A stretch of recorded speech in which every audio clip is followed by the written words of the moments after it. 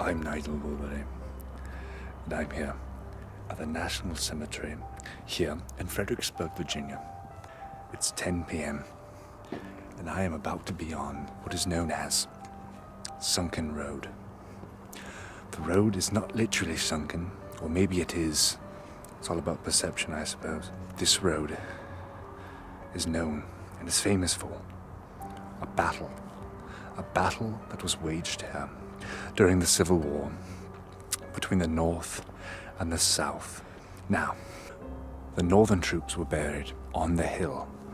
The Confederate troops were buried at a separate cemetery called the Confederate Cemetery in downtown Fredericksburg. This road has been known to be haunted, I'm sure, by the spirits of the men that passed away here over 100 years ago. I'm going to take you around the National Cemetery and show you the unmarked graves and those that are marked, so that you can experience the National Cemetery. Let's make history on History in the Rough. Again, this road is said to be haunted. I have yet to see or feel any sort of energies, but I am not necessarily privy to such things. Who's to say I may or may not see or feel something tonight? I'm certainly interested. But if I don't, that's fine.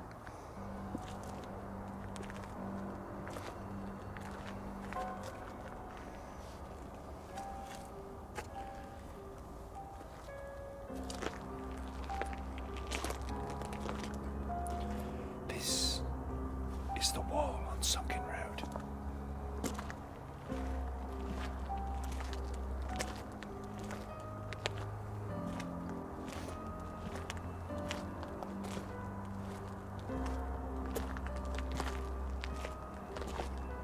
You are now standing beside the sunken road.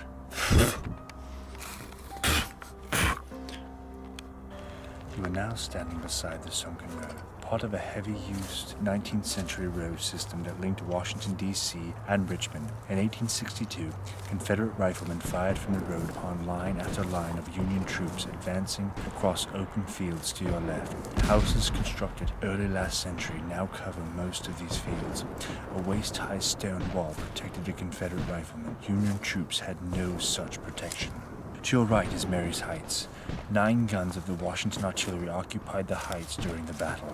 By depressing the muzzles of their pieces, Confederate artillerists could scour the plain in front, firing over the heads of the infantry here in the sunken road. It was perhaps the strongest natural position ever defended by Lee's army.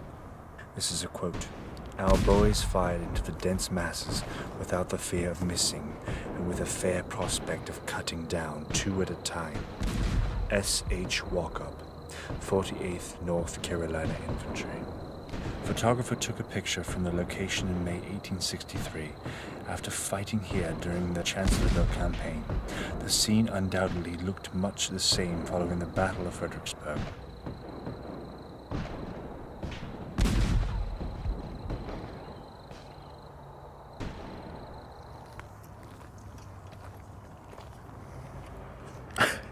Gotta get very close for this one. It's dark as hell in here. Here is a placard and a giant tree that very well could have been here during the Battle of Fredericksburg. According to this map, we are here. That must be the tree. Fascinating.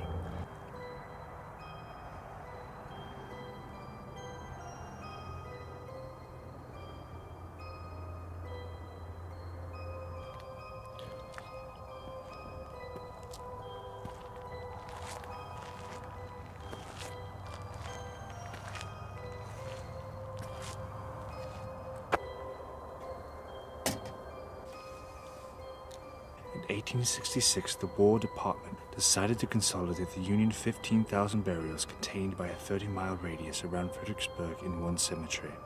This would include the scattered graves from as far north as Manassas, south as North Anna, east as Warsaw, and west as Mine Run. Originally, loyal citizens championed for the city fairgrounds where many of the Union dead from the Battle of Fredericksburg were already buried. The planners found, however, that the water table was only 3 feet below the surface, making the area unsuitable for burials. More, last name Moore, returned and suggested that the cemetery be placed on Willis Hill, the southern end of Mary's Heights. Moore initially condemned 8 acres of Douglas H. Gordon's 23.5-acre lot on Willis Hill, later purchasing 12 acres of the land for $250 an acre. That's a hell of a deal, sir. Construction of the cemetery began in June 1866, more than 2 years before an official deed was signed for the land. The monument across the road marks the spot where General Thomas R. Cobb suffered a mortal wound. A brilliant constitutional lawyer prior to the war, he left his practice to take up arms for the South. At Fredericksburg, Cobb fought his battle as a brigadier general in command of a Georgia brigade.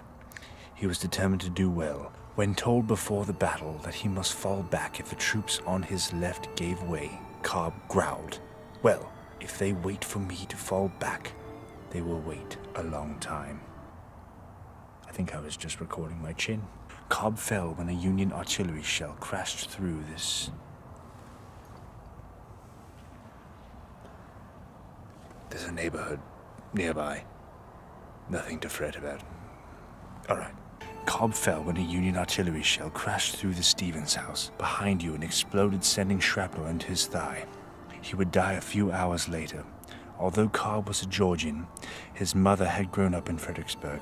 Her childhood home, Federal Hill, stood on the outskirts of town within sight of Cobb's position. Trees and post-war houses obscure the view today. Later accounts claimed the shots that killed Cobb was fired from the vicinity of his mother's house. Ironic, but perfect.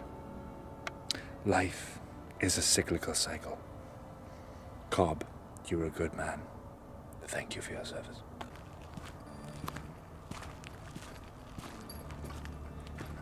Here is the monument for Cobb, who took shrapnel and passed away shortly after. On this spot, General Thomas R. Cobb of Georgia fell in battle December 13th, 1862.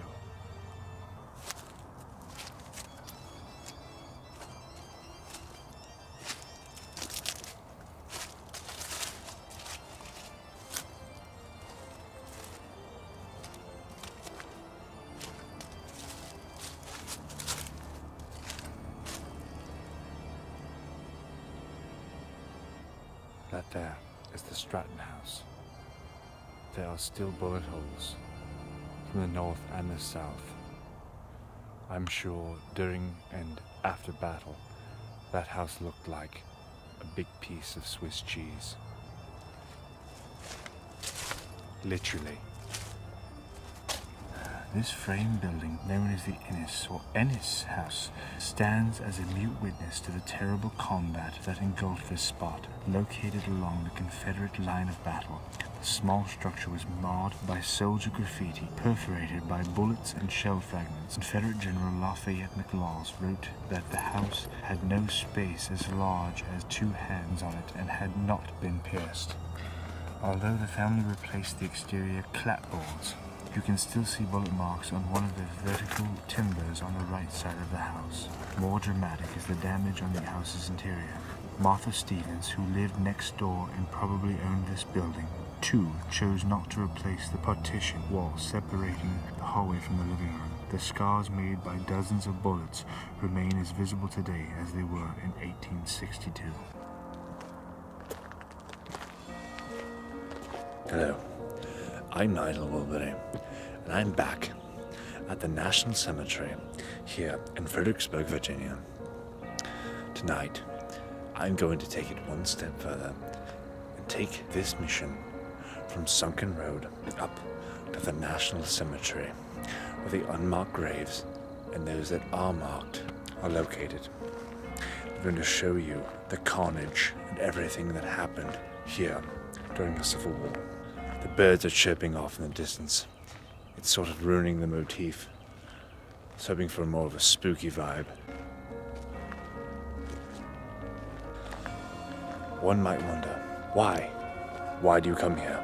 I could be sleeping or eating, but instead I choose to be here at the National Cemetery, here in Fredericksburg. I could be surrounded by apparitions, ghosts. In fact, I can feel one holding my taint tight from behind. But I refuse to give in. I will not stop. I'm going to cover the National Cemetery here in Fredericksburg. All right, here we are. A shadow figure up ahead at the National Cemetery. Yeah, in Fredericksburg. No, seriously, the birds are f***ing up everything I'm doing.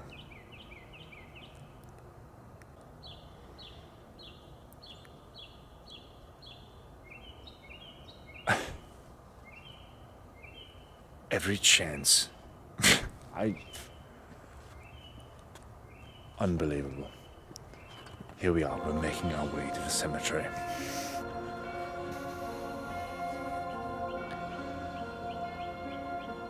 If I had a BB gun or 22 caliber rifle, I would find that bird, pull up its call on YouTube, get it as close as possible, maybe possibly feed it peanut butter, and shoot it in the face, point blank.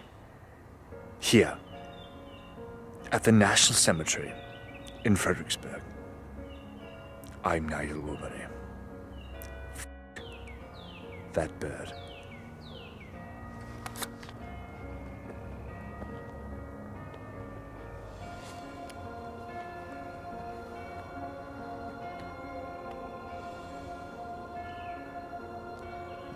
Still, the bird mocks me from a distance. I remain calm, but inside, a fire is turning and a brew is burning. I will find this bird and pluck every feather from its tiny body.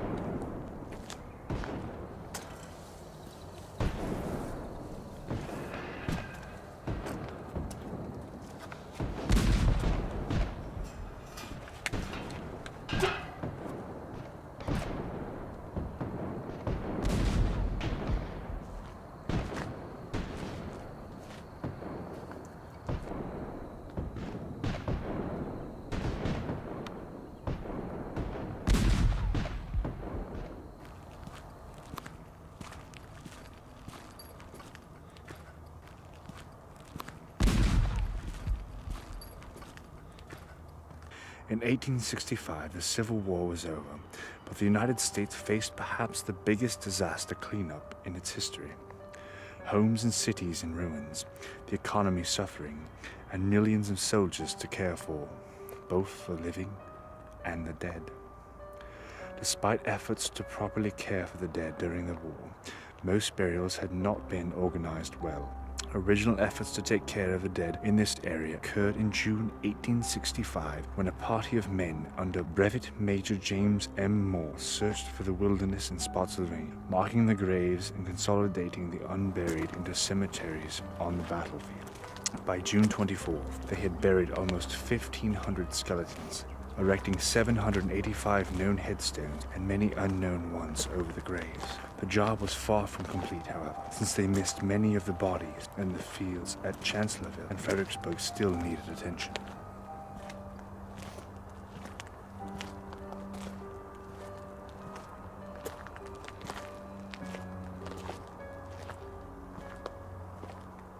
I'm Nigel Woolbury, and I'm here at the National Fredericksburg Cemetery battlefield center. It's not funny to kill or to be killed. The loss of life is never comical. We need to take steps to reconcile and take care of each other and love each other. Thank you for joining me here at the National Cemetery in Fredericksburg. I'll bring you more.